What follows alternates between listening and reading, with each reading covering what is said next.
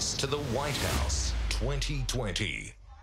US President Donald Trump and Democratic candidate Joe Biden have entered their final days of campaigning ahead of this week's election. They have both rallied in key battleground states, trying to gain crucial votes and sway supporters, of course. And joining us now, as he does every week, is Professor Peter Mathews, political science at Cypress College. And Peter, as I throw to you, a breaking story out of Texas: a campaign bus for the Joe Biden campaign has been pretty much driven off the road by some Trump supporters. Now, this is underlying the kind of violence and unsettled nature of this whole campaign. It certainly would exemplify that, Tim, and this is a real problem because we believe in a rule of law. If you believe in that, and our country is based on that, then whatever decision people make in an election should be free and unfettered, and so they should be allowed to exist, and there shouldn't be any threats of violence or force or the use of this type of activity to try to change the outcome of the election. It's really egregious and very concerning, obviously, at the very least. OK, we're only days away. Professor, we've spoken every week for the past few months. What's your feel on the whole situation at the moment? Although the dial has moved slightly in some areas, it still seems, if you look at the polls, that Joe Biden will win and, you know, if you believe the polls, win well on Tuesday.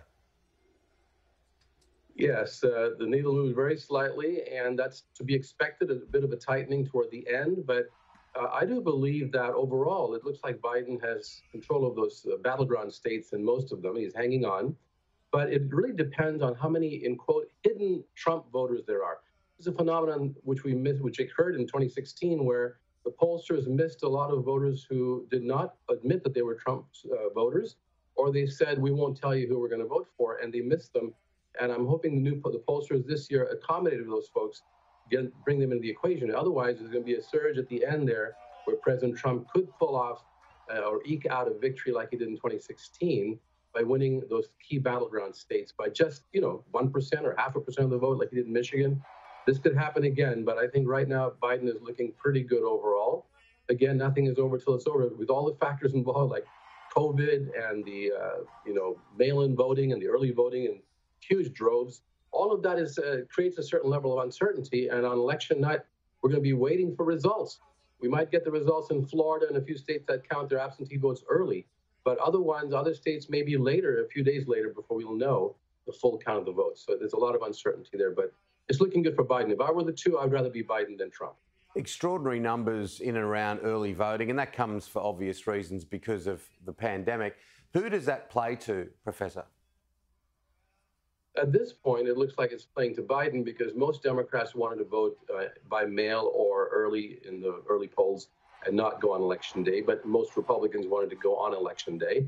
And I think that's still holding up, that pattern is holding up. And there have been a huge number of early votes. I mean, if you look at the absentee voting and the drop-off voting, it's been about over 70%, over half anyway, of the voters who voted back in 2016. It's closer to 70% that have actually voted already. So it's a huge surge in early voting. But on Election Day, I don't know if more Biden people will come out. But I think overall it's going to be more Trump people that will show up on Election Day. But the question is how much more?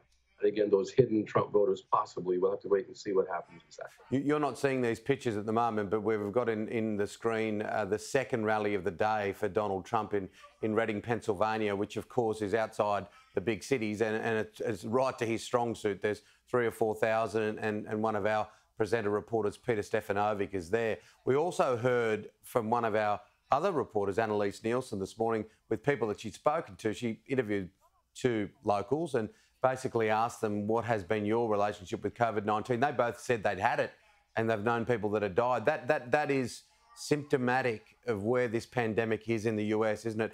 Record numbers yesterday, the death toll extraordinary. It is just huge and it's not going away. It's extremely huge, Tim. It was almost 100,000 people who were infected in a one-day infection on Friday, yesterday. That's the record for the United States and for the whole world. It's the largest one-day rate of infection, and 1,000 people died yesterday. That's also a high number, and it's just horrendous. And yet, the question for voters is, do they blame President Trump for that or not? Do they think that he could have done better at the beginning by ordering immediate testing, massive testing, and contact tracing and quarantining?